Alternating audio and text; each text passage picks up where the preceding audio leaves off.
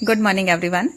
मौसम फिर से चेंज हो गया और देखिए इस समय मधुमक्खियां खूब आ रही हैं गार्डन में, क्योंकि एक तो हम जो केमिकल नहीं डालते हैं उसकी वजह से भी मधुमक्खियां आती हैं, और हमारे आम के पेड़ में जो बौर लग रही है उसकी वजह से भी मधुमक्खियां खूब आती हैं गार्डन में। और देखिए ओस की बूंदें कितनी पड़ी हुई हैं, मतलब कि ठंडा मौसम हो गया है।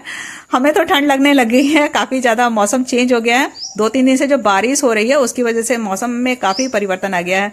और देखिए बारिश होने से सारे पत्ते कितने साफ हो गए हैं, धूल जो पड़ी हुई थी सब एकदम ग्रीन हो गए हैं सारे पत्ते।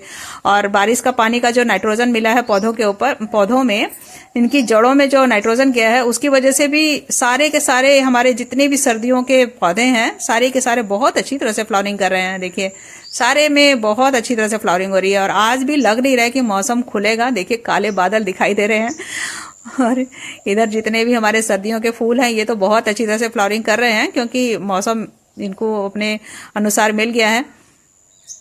और जितने भी एस्टर हैं देखिए सब खिल रहे हैं। अभी हमने इनको सितंबर में ही लगाया था और उसी समय से इसमें फ्लावरिंग हो रही है। और कुछ लोग पूछ रहे थे कि कटिंग कैसे लगानी है, तो देखिए कटिंग लगाने के लिए तो सबसे पहले सीजन देखना होता है कि मौसम मतलब कैसा है आपके यहाँ, उसी हिसाब से कटिंग लगती है। कुछ प्लांट की कटिंग हमेशा लग जाती है, जिसमें हमारा ये कोलियस है, इसकी आप कभी भी कटिंग लगाइएगा तो लग जाएगी। सर्दी में थोड़ा सा इसका प्रोसेस स्लो होता है, लेकिन इस समय इसकी कटिंग बहुत आसानी से लग जाएगी। फिर हमारा देखिए विंका है, जितना भी आप विंका ये हमारा देख रहे हैं सब के सब हमने ये कटिंग से ही लगाए हैं। ज्यादातर हम कोशिश करते हैं कि कटिंग्स को ग्रो बैग में लगाएं, क्योंकि उससे रूट्स नहीं हिलती हैं। बेगुनवेलिया की कटिंग आपको इस समय आसानी से लग जाएंगी आपकी। आप देख रहे होंगे रोड के किनारे काफी सारे इसके पौधे लगे होंगे, तो वहां से आप इसकी कटिंग ले सकते हैं। चाहे प्रूनिंग का समय भी है इसका, तो जो प्रूनिंग कर रहे होंगे वहां से आप इसकी कटिंग्स लगा के लगा सकते हैं। हमने देखिए ये कटिंग से ही लगाया है, 2 इसकी कटिंग हमारी लगी हुई है एक ही गमले में। इसको भी हमने ग्रो बैग में ही लगाया था और जब इसकी रूट्स निकल गई थी तो हमने इसको गमले में लगाया है और बहुत अच्छी तरह से देखिए इसमें फ्लावरिंग हो रही है। तो जरूरी नहीं है कि आपको पौधे लगाने के लिए आपको खरीदना ही पड़े। आपकी ये बहुत सारे पौधे हैं, मतलब 90% हमारे पौधे ऐसे होते हैं जो हमारे कटिंग से लग जाते हैं। गुलाब, देसी गुलाब तो बहुत ही आसानी से लग जाते हैं कटिंग से, तो आप कटिंग से पौधे उगाइए। डहेलिया देखिए इस समय काफी अच्छी तरह से फ्लावरिंग कर रहे हैं और सारे के सारे देखिए बहुत डहेलिया की भी कटिंग लगती है। और देखिए यहाँ नीम का ये पेड़ है, नीम के पेड़ में भी देखिए अब सारे पत्ते इसके झड़ गए थे और अब इसमें हरे हरे नए पत्ते आ गए हैं। तो सारे के सारे अभी पौधे बहुत अच्छी तरह से ब्लूमिंग कर रहे हैं। लेकिन ये जो बारिश है ये खेतों की फसल के लिए अच्छी नहीं है। देखिए हमारी ये गेहूं की फसल लगी हुई है और ये 15 से 20 दिन में गेहूं हमारी पक जाएगी।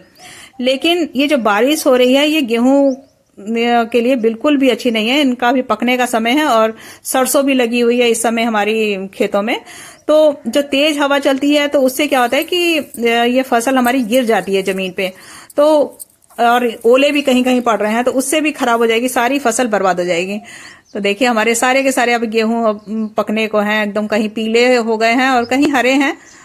ये देखिए तो जो हमारे आप धान के समय भी आपने देखा होगा कि धान के समय भी जब उनका पकने का समय हुआ था, मतलब कटने का समय जब हुआ था, उस समय बारिश होना शुरू हो गई थी। उसकी वजह से बहुत सारी धान खेतों में गिर गई थी और पानी लगने से बहुत सारी फसल बर्बाद हुई थी धान में। मतलब कि चावल का रेट आप देख रहे हैं मार्केट में काफी महंगा हो गया।